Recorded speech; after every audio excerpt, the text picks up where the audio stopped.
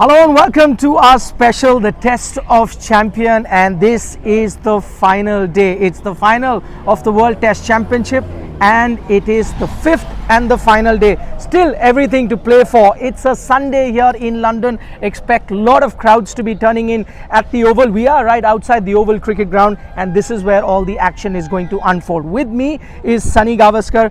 Sunny bhai, 11th of June, can history be created? Today could be a special day. It could be a special day because if you go back many years back, I think on the 10th of June, India won at Lord's for the first time, 1986. So 11th of June, if they go in with that memory of what India had done on the 10th of June, then certainly things can happen. Clearly, I think the first session is going to be important. First session, India don't lose more than one wicket. You know, they give themselves a very good chance. They give themselves a very good chance because clearly if they don't lose one wicket, they'll score at least 80 to 90 runs in that session. And 80 to 90 runs in the session means you're going to score 100 in the next two sessions. And again, go about it in such a way that, you know, you play each ball on its merits. Don't think too far ahead, okay, we've got to get there, we've got to do that. That's all. Okay, that's probably something that the Indian team needs to do.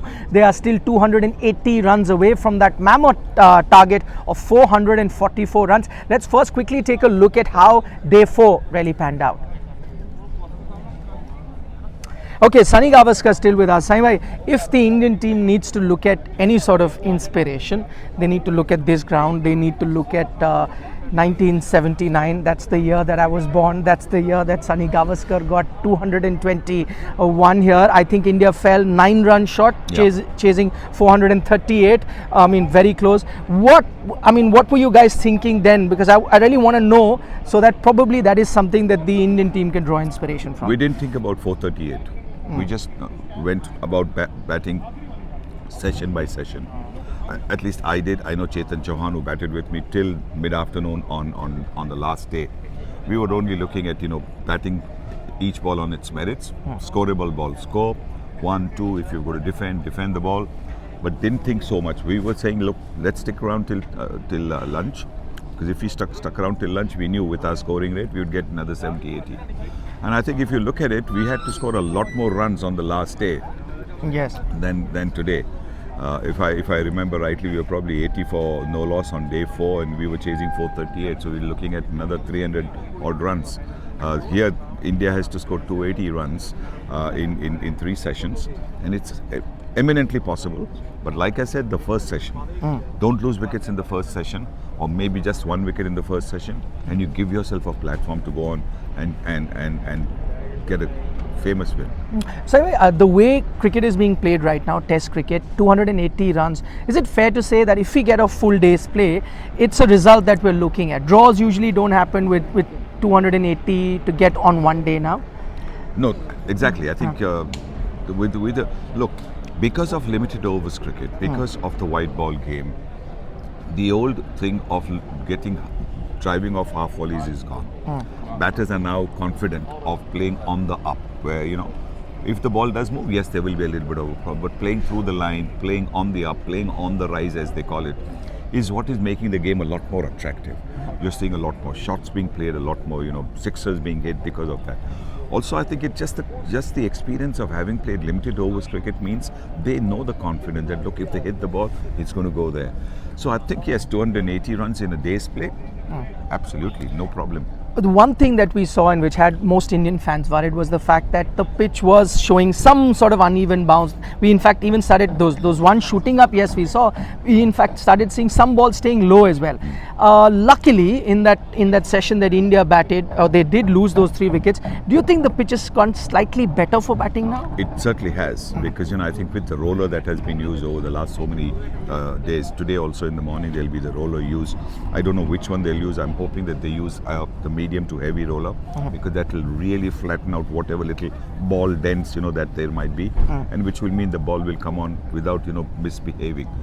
Odd ball will always misbehave. We're looking at the 5th day pitch. The odd ball might keep low, the odd ball might climb up. But if you're set and if you're not too far committed, then you are able to, you know, negotiate that.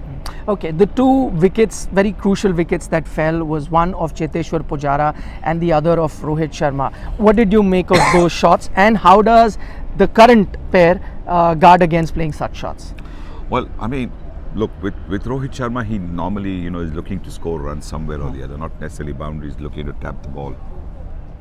But Cheteshwar Pujara's shot was the most surprising for me because he's not the kind of player who looks to play the ramp shot.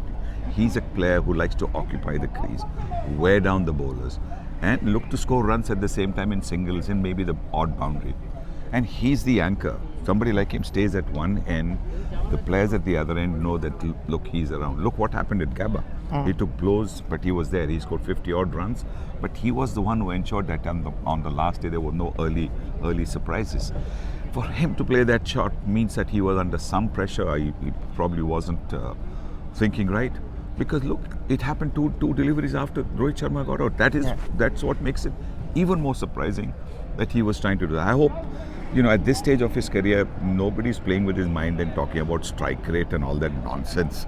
His job in Test cricket is to hang in there and score at his pace and give the solidity to the batting lineup so that the batters and the stroke players at the other end will be able to bat freely. Okay, last couple of questions coming up with Mr. Gavaskar. What do you think should be Virat Kohli's approach? He's going to be very crucial for India if they really need to do well in this test match. Of course, Ajinkya Rahane, he showed it in the first innings that he's got the wherewithals to perform on this pitch. He was playing very late. What is it that Virat Kohli needs to do? And did you see him, play that short ball slightly better compared to the first innings in the second? Well, he's batted superbly so far. 44, he's overnight 44. He's absolutely batted brilliantly and hasn't been at all tentative, at all uncertain.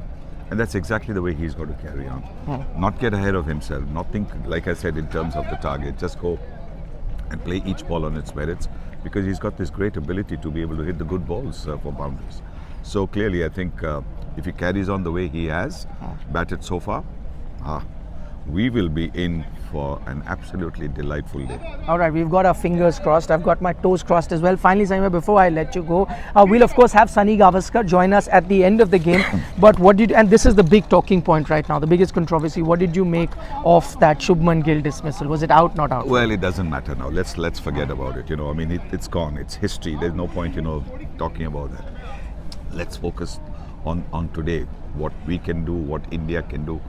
India has shown, not just in cricket, but in all aspects, that when the chips are down, they can, do better than everybody else. And I'm confident that this team also will be able to do that. It's a sport.